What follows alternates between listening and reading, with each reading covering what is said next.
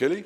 Morning, sir. Morning, morning. We're standing here next to the new Qashqai. It's been around now for 2 months, am I right? That's correct, yes. Now, pretend that I'm a customer. Yes, sir. Why should I buy this car?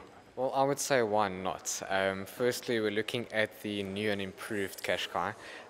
Throughout its market, it has definitely built up its own reputation on the previous model. And I must say, with new developed strategies, how they want to make this car better for the customer on the market, they had to completely take over a new design. As you can see, with the badging has completely changed, just not exterior-wise, but inside as well. You'll be looking at a complete makeover, new Qashqai. Okay, you say new and improved, but don't they always do?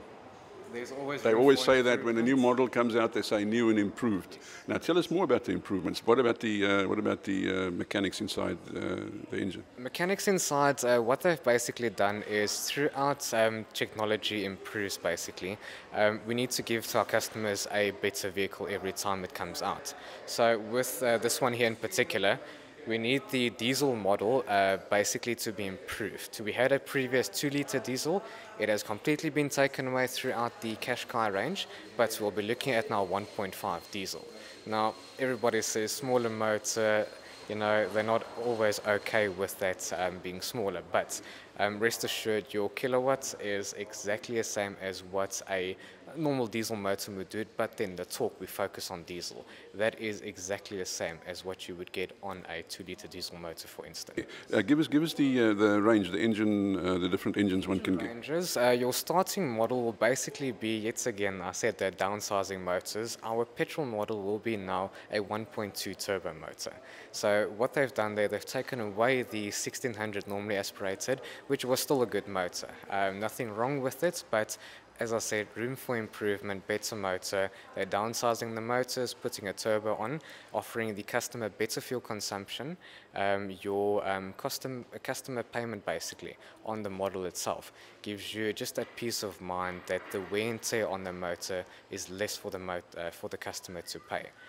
With the turbo being placed on, just gives you that extra power that you do need so the car doesn't roll backwards basically. Good. And anything about the interior you'd like to highlight? The spacing, it's an SUV vehicle. So for that type of customer that wants to buy an SUV, they need space. So legroom, they've actually taken the seats and moved it up down to a certain angle in order for the customer to have the better legroom as well. Boot space? Boot space, you'll be looking at very similar to what the previous Qashqai was. On this one here in particular, we've got 2 SUV ranges that has one just now being launched and our current one standing here, the Qashqai, about 2 months ago.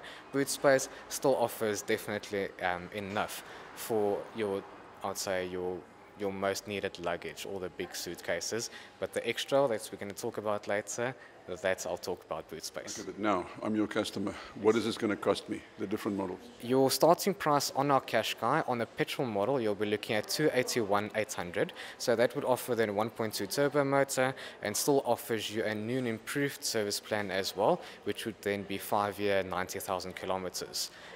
The warranty across our range on the Qashqai, we'll be looking at 6-year, 150. That will be our petrol model, the diesel starting at a 1.5 diesel motor. If you are looking at to be a little bit more relaxed, not to change your gears every time, and you want a little bit more power, our 2-liter diesel has been replaced by a 1.6 turbo diesel motor as well, which you can offer either then the automatic side or then all-wheel drive.